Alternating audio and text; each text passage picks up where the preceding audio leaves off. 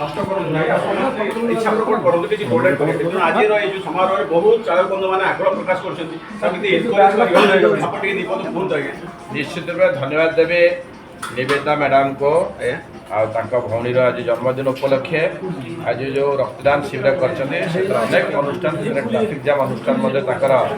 ବହୁତ ସ୍ୱଚ୍ଛାକୃତ ଭାବେ ତାଙ୍କର ଓନର୍ସ ମାନେ ଡ୍ରାଇଭର୍ସ ମାନେ ସମସ୍ତେ ଆସି ରକ୍ତଦାନ କରୁଛନ୍ତି କାରଣ ରକ୍ତଦାନ ହେଉଛି ମହତ ଦାନ ଆଉ ସବୁଠୁ ବଡ଼ ଜିନିଷ ହେଉଛି ଯେଉଁମାନେ ଥାଲାସିଆ ପେସେଣ୍ଟ ଅଛନ୍ତି ଯେଉଁମାନେ ସିକେଲ୍ ସିମିଆ ପେସେଣ୍ଟ ଅଛନ୍ତି ଯେଉଁମାନଙ୍କର ଆପଣଙ୍କର ଡାୟାଲିସିସ୍ ହେଉଛି ସେଇଭଳିଆ ପେସେଣ୍ଟ ତାଙ୍କର ନୀତିଦିନିଆ ହେଉଛି ସକାଳୁ ଉଠିଲେ ଆମେ ଯଦି ଯାଉଛେ ହାଟ କରିବା ପାଇଁ ପରିବା ସଉଦା ଆଣିବା ପାଇଁ ସେମାନେ ଯାଆନ୍ତି ବ୍ଲଡ଼ ବ୍ୟାଙ୍କରେ କୋଉଠି ଆଜି ବ୍ଲଡ଼ କଲେକ୍ସନ୍ କରାଗଲା। ଆମେ ମଧ୍ୟ କୃତଜ୍ଞତା ଆମର ଏରିଆର ଅଞ୍ଚଳର କର୍ପୋରେଟର ମହୋଦୟ ମଧ୍ୟ ଅଛନ୍ତି ସମସ୍ତେ ମିଶିକି ଆସନ୍ତୁ ସେମାନେ ବି ହେଉଛନ୍ତି ଆମ ପରିବାର ସଦସ୍ୟ ଯେଉଁମାନେ ସିକିଲ୍ ସିମିଆ ଥାଲାସିମିଆ ଯେଉଁମାନଙ୍କର ଡାୟାଲିସିସ୍ ସେମାନେ ଆମ ପରିବାର ସଦସ୍ୟ ଆମେ ଆସନ୍ତୁ ମିଶିକିରି ତାଙ୍କ ମୁହଁରେ ହସ ଫୁଟିବା ସହିତ ରକ୍ତ ଦେବା ଜୀବନ ତାଙ୍କର ସୁରକ୍ଷା କରିବା ଆମେ ମଧ୍ୟ ସୁସ୍ଥ ରହିବା ଅନ୍ୟ ମଧ୍ୟ ସୁସ୍ଥ ହେବା। ଆଜ୍ଞା ଆଉ ଗୋଟେ ଛୋଟିଆ ପ୍ରଶ୍ନ ଆଜ୍ଞା ଯେହେତୁ ଆମେ ରାଜଧାନୀରେ ଅଛି ଓଡ଼ିଶାର ରାଜଧାନୀ ସମସ୍ତ ଓଡ଼ିଶାର ସମସ୍ତ ଜନସାଧାରଣ ଗୋଟେ ଭଲ ଚିକିତ୍ସା ପାଇବା ପାଇଁ ରାଜଧାନୀକି ଛୁଟି ଆସନ୍ତି କାରଣ ବହୁତ ଭଲ ଭଲ ସ୍ପେଶାଲିଷ୍ଟ ହସ୍ପିଟାଲ ଏଠି ଅଛି ତେଣୁ ବହୁତ ବ୍ଲଡର ଆବଶ୍ୟକତା ରହିଥାଏ ବହୁତ ଭାଇମାନେ ଏଠି ବ୍ଲଡ ପାଇବା ପାଇଁ ବ୍ୟଗ୍ର ହୋଇଥାନ୍ତି ତେଣୁ ସମସ୍ତ ଚାଳକ ବନ୍ଧୁମାନେ ଏଇ ଯେଉଁ ଇଚ୍ଛା ପ୍ରକଟ କରିକି ଏ ଯେଉଁ ସବୁ ବ୍ଲଡ୍ ଡୋନେଟ୍ କରୁଛନ୍ତି ଏକ ଅଧିକରୁ ଅଧିକ ଓଡ଼ିଶାର ସମଗ୍ର କୋଣ ଅନୁକୋଣ ଗାଁରୁ ମାନେ ଗାଁରୁ ସହର ପର୍ଯ୍ୟନ୍ତ ଉପକୂଳରୁ ଉପାନ୍ତ ଏରିଆ ପର୍ଯ୍ୟନ୍ତ ସମସ୍ତ ବନ୍ଧୁମାନେ କିନ୍ତୁ ଗୋଟେ ଇଚ୍ଛା ପ୍ରକଟ କରେ କାରଣ ବହୁତ ଚାଳକ ବନ୍ଧୁମାନଙ୍କର ଅନିଚ୍ଛା ଥାଏ ଯେ ଆମେ କ'ଣ ବ୍ଲଡ୍ ଦେବୁ ଆମ ଏରିଆରେ ତ ସିଏ ହେଉନି ଆମ ଏରିଆରେ ଦରକାର ହେଲେ ଆମେ ଗୋଟେ ବ୍ଲଡ୍ ପାଇବା ପାଇଁ ବ୍ୟବହାର ହେଉଛୁ ଯେହେତୁ ଏଇଟା ରାଜଧାନୀ ଓଡ଼ିଶାର ପେଣ୍ଠସ୍ଥଳ ତା ବିଷୟରେ କିନ୍ତୁ ସବୁ ଚାଳକ ବନ୍ଧୁମାନଙ୍କ ପାଖରେ ଏଇ ବାର୍ତ୍ତା ପହଞ୍ଚିବ ଯେ ଇଚ୍ଛା ପ୍ରକଟ କରନ୍ତୁ ଆପଣ ଯେକୌଣସି ସହର ଥାଆନ୍ତୁ ଏମିତି ବ୍ଲଡ୍ ଡୋନେଟ୍ କରନ୍ତୁ ଯେମିତି ଅନ୍ୟମାନଙ୍କର ଜୀବନ ବଞ୍ଚେଇ ପାରିବେ ୟାଠୁ ବହୁତ ବଡ଼ ଦାନ ସଂସାରରେ କିଛି ନାହିଁ କାରଣ ବଞ୍ଚିଥିବା ଅବସ୍ଥାରେ ଯଦି ଅନ୍ୟ କୌଣସି ଲୋକର ମୁହଁରେ ହସ ଫୁଟେଇ ପାରିଲି ସେଇଟା ବହୁତ ଧନ୍ୟବାଦ ଚାଳ ସମାଜ ପ୍ରତି ସେ ବିଷୟରେ ଦୀପକ ଧନ୍ୟବାଦ। ସବୁଠାରୁ ଗୋଟେ ଜିନିଷ ହେଲା ଆମର ଭିନ୍ନତା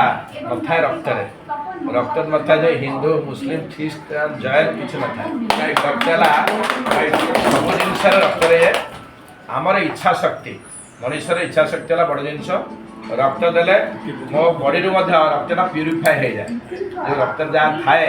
ସେଇଟା ପଡ଼ିଲେ ନୂଆ ରକ୍ତ ଆସେ ଆମେ ପୁରୁଷ ଲୋକମାନେ 3 ମାସ ଥରେ ଦେଇପାରିବା ମହିଳାମାନେ 4 ମାସ ଥରେ ଦେବା ରକ୍ତ ଯିଏ ଦେବ ସେ ତାର ସୁସ୍ଥତା ଅନୁଭବ କରିବ ସବୁବେଳେ ଆଉ ଯଦି ଆମେ ରକ୍ତ ଦେଇଥିବା ଜଣ ପାଇଁ ସୁନିଶ୍ଚିତ ଆଉ ଜଣେ କିଏ ରାସ୍ତାରେ ଯଦି ଆମର କୌଣସି ଗୋଟେ ଅଘଟଣ ଘଟେ ସେ ନିଶ୍ଚୟ ଆଗେଇ ଆସିବ ଆମେ ମଧ୍ୟ ରକ୍ତ ଦେବା ତେଣୁକରି ରକ୍ତ ଦେବାରେ କୌଣସି ବିଚ୍ଛିନ୍ନତା ନଥାଏ ସମସ୍ତେ ଆସନ୍ତୁ ମିଶିକିରି ଭୁବନେଶ୍ୱରରେ ହେଲେ ବ୍ଲଡ୍ ବ୍ୟାଙ୍କ 3ଟା ଜାଗାରେ ହେଇଗଲାଣି ଗୋଟେ କ୍ୟାପିଟାଲ ହସ୍ପିଟାଲ ଗୋଟେ ରେଡ୍ କ୍ରସରେ ଗୋଟେ ମ୍ୟୁନିସିପାଲିଟି ହସ୍ପିଟାଲରେ 3 ଜାଗାରେ ଆମେ ସବୁଠି ଏମିତି ରକ୍ତ ରଖିବା କାରଣ ଏବେ ଟ୍ରାମା କେୟାର ମଧ୍ୟ ସରିବା ଅବସ୍ଥା ଆସିଲାଣି କ୍ୟାପିଟାଲ ହସ୍ପିଟାଲ କାରଣ ଆଗରୁ ଟ୍ରାମା କେୟାର ନଥିଲା ଯେ ଆମେ ଯାଉଥିଲେ ଏମ୍ସକୁ କିମ୍ବା କଟକ ଏବେ ଭୁବନେଶ୍ୱର ଟ୍ରାମା କେୟାର ମାନେ ମୁଖ୍ୟ ବହୁତ ଶୁଭେଚ୍ଛା ଧନ୍ୟବାଦ ଆମେ ମଧ୍ୟ ବ୍ଲଡ୍ ଦେଇକରି ସବୁବେଳେ ଷ୍ଟକ୍ ଥବ ଯେକୌଣସି ପରିସ୍ଥିତି ଯେକୌଣସି ମୁକାବିଲାକୁ ଆମେ ପ୍ରସ୍ତୁତ ରହିଛୁ। ବହୁତ ଧନ୍ୟବାଦ ଆଉ ଛୋଟିଆ ଜିନିଷ ଆଜ୍ଞା ସମସ୍ତ ଚାଳକ ସମାଜକୁ ଗୋଟେ ଏଇ ବାର୍ତ୍ତା ଦିଅନ୍ତୁ ସଦାସର୍ବଦା ସାହାଯ୍ୟ ସହଯୋଗ କରିବା ପାଇଁ ଇଚ୍ଛା ପ୍ରକଟ କରିବେ ଆଗେ ଆସି ସେ ଯେକୌଣସି ସଂଗଠନ ହଉ ଯେକୌଣସି ଷ୍ଟାଣ୍ଡ ହଉ ଯେକୌଣସି ଜାତିର ହଉ ଛୋଟ ଗାଡ଼ି ଚଲାଉ କି ବଡ଼ ଗାଡ଼ି ଚଲାଉ ରକ୍ତ ହେଉଛି ସମସ୍ତଙ୍କ ପାଇଁ ସମାନ କାରଣ ଏଇଟା ଦେବଦୂତ ସାଜିକିରି ଆମେ ଗୋଟେ ଅନ୍ୟର ଜୀବନ ବଞ୍ଚଉଛୁ ତା ଭିତରେ ଅହଙ୍କାର ରଖିବାନି ବିଚ୍ଛିନ୍ନତା ରଖିବାନି ସ୍ୱଚ୍ଛତା ଆଚରଣ କରିବା ଆଉ ଆମକୁ ଆଗକୁ ବଢ଼ିବାକୁ ପଡ଼ିବ ଗୋଟେ ଜନସାଧାରଣ ପାଖରେ ପହଞ୍ଚି ପାରିବା ଅତି ପ୍ରିୟ ହୋଇପାରିବା ଗୋଟେ ସ୍ୱଚ୍ଛ ନିର୍ମଳ ଭାବମୂର୍ତ୍ତିରେ ଆମେ ଆଗକୁ ବଢ଼ିବା ସେ ବିଷୟରେ ଧନ୍ୟବାଦ। ମୁଁ ଆଗକୁ କହିବି ଯେଉଁ ନିୟମ କାନୁନ ଅଛି ଆମେ ପ୍ରଥମେ ଚାଳକ ହିସାବରେ ବେଲ୍ଟ ଆଗ ଆମେ ପିନ୍ଧିବା ତାପରେ ସ୍ପିଡ୍ ବ୍ରେକର ଆଜିକାଲି ସବୁ ଗାଡ଼ିରେ ଲାଗିଲାଣି ଏବଂ ଅନ୍ୟ ଆଡ଼େ ଜାଗାରେ ଅଛି ଯେଉଁଠି ଯେଉଁ ବେଗରେ ଆମେ ଗାଡ଼ି ଚଲାଇବା ପାଇଁ ତା ପ୍ରତି ଯତ୍ନବାନ ହେବା ଏବଂ ଆମେ ଯେଉଁଠି ହମ୍ପସ୍ ଅଛି ରମ୍ବଲ୍ସ ଅଛି ହମ୍ପସ୍ ଅଛି